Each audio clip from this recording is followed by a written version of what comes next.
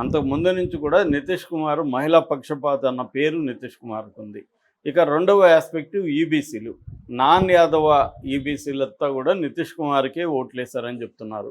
మూడవ aspect పస్మందా Muslims. పస్మందా Muslims గురించి నేను 2-3 వీడియోలు చేశాను ఇంతకుముందు. పస్మందా ముస్లిమ్స్ అంటే ముస్లిమ్స్లో వెనకబడిన వాళ్ళని పస్మందా ముస్లిమ్స్ అంటారు. పస్మందా ముస్లిమ్స్ని తమ వైపు తిప్పుకోవడం కోసం బీజేపీ రాజ్నాథ్ సింగ్ ఆధ్వర్యంలో ఒక సపరేట్ వింగే పెట్టి పస్మందా ముస్లిమ్స్ని నార్త్ ఇండియాలో తమ వైపు తిప్పుకోవడానికి వాళ్ళకి అనేక పథకాలు ఇవన్నీ చేస్తుంది. అంటే చాలామంది ఏమనుకుంటారు, ముస్లిమ్స్ అందరూ బీజేపీకి యాంటీ అనుకుంటారు. అది రాంగ్. ముస్లిమ్స్ అందరూ బీజేపీకి యాంటీ కాదు. ముస్లిమ్స్లో మళ్ళీ డివిజన్స్ ఉన్నాయి. అందులో పస్మందా ముస్లిమ్స్ దాదాపు 80% ఉన్నారు. వీళ్ళల్లో మెజారిటీ బీజేపీకే సపోర్ట్ చేస్తుంది. ఇప్పుడు నితీష్కి బీజేపీకి అంటే ఎన్డీఏకి అక్కడ పస్మందా ముస్లిమ్స్ ఉన్న ఏరియాల్లో అంతా కూడా ఎన్డీఏనే గెలుస్తూ ఉంది ట్రెండ్స్ చూస్తే అనేది అక్కడ విశ్లేషకులు చెబుతున్నారు. సో ప్రధానంగా ఏంటంటే మహిళలు, ఈబీసీలు, యూత్, పస్మందా ముస్లిమ్స్ వీళ్ళందరూ కూడా ఎన్డీఏకే వేశారనేది చెబుతున్నారు. ఇందులో ప్రధానంగా నితీష్ కుమార్కి మహిళా పక్షపాతం ఉండడం, రెండోది ఆయన క్లీన్ ఇమేజ్ ఉండడం, మూడోది అభివృద్ధికి సంబంధించి కూడా వికాస్ అని పిలుస్తారు వాళ్ళు. వికాస్కి సంబంధించి అభివృద్ధికి సంబంధించి కూడా నితీష్ కుమార్కి మంచి మార్కులే పడ్డాయనేది చెప్తున్నారు. ఇటువైపు ఏంటంటే తేజస్వి యాదవ్కి వాళ్ళ నాన్న భూతంలాగా అడ్డొచ్చాడనేది చెప్తున్నారు. లాలూ ప్రసాద్ యాదవ్ పాలన అంటేనే అరాచక పాలన, అవినీతి పాలన అన్న ఇది వచ్చేసింది. విపరీతంగా అక్కడ గూండారాజ్ ఏర్పడడం, అవినీతి, అక్రమాలు, దారుణాలు, రేపులు, క్రైము ఇవన్నీ మళ్ళీ వస్తుంది. జంగిల్ రాజ్ అని పేరు పెట్టారు దానికి. జంగిల్ రాజ్ మళ్ళీ వస్తుందన్న నెరేటివ్ను బలంగా ఎన్డీఏ తీసుకెళ్ళగలిగింది.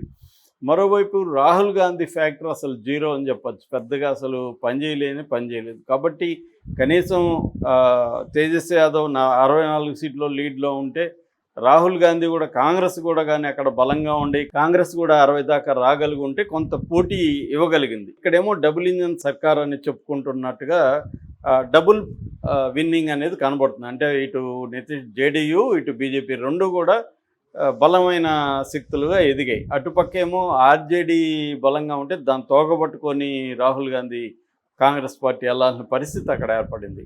సో అందువల్ల క్లియర్గా అక్కడ ఎంజీబీ వీక్నెస్ మనకు కనబడుతుంది.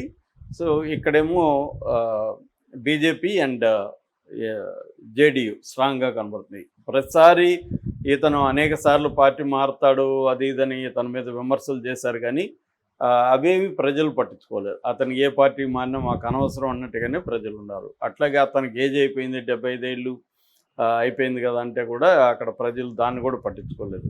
సో అది నెక్స్ట్ ఏంటంటే ప్రశాంత్ కిషోర్ ఫ్యాక్టర్. ప్రశాంత్ కిషోర్కి కొన్ని సర్వేలు అయితే 10 సీట్లు వస్తాయని కూడా కొన్ని సర్వేలు చెప్పాయి.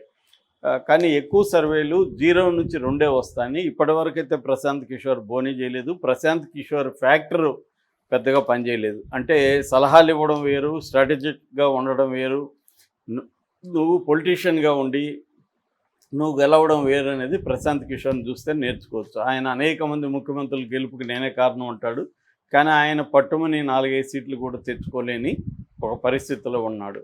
కాకపోతే చాలా చోట్ల ఈ ఎంజీబీ ఓట్లను ఆయన చీల్చాడని చెప్తున్నారు. అది మొత్తం మనకి రిజల్ట్స్ వచ్చినాక పర్సంటేజ్ తేలినాక ప్రశాంత్ కిషోర్ ఫ్యాక్టరు ఎంత మాత్రం ఉంది, ప్రశాంత్ కిషోర్ ఫ్యాక్టరు వల్ల ఎంజీబీ ఓడిపోయిందా లేదా అనే విషయాలు తెలుస్తాయి. అట్లాగే మన ఓవైసీకి ఎన్ని ఓట్లు వచ్చాయి ఇవన్నీ తెలిస్తే కానీ మనకి ఏ ఫ్యాక్టర్స్ ఇంకా పనిచేస్తాయి అనేది మైక్రో లెవెల్లో మనం చెప్పచ్చు. ఇప్పటి వరకు ఏంటంటే మ్యాక్రో లెవెల్లో మాత్రమే మనం చెప్పగలం.